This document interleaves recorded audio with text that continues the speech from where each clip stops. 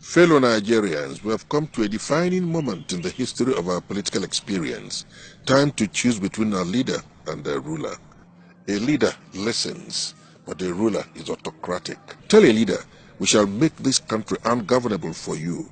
We shall proclaim a parallel government. An attack on Boko Haram is an attack on the north. And he is not distracted because he believes in the freedom of expression. Tell that to a ruler and he will reduce your hometown to either Udi or Zakibia. A ruler says, kill anybody who denies you your vote.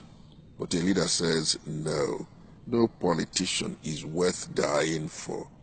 Can you tell the difference now? A leader provides education, good health, accommodation, transportation.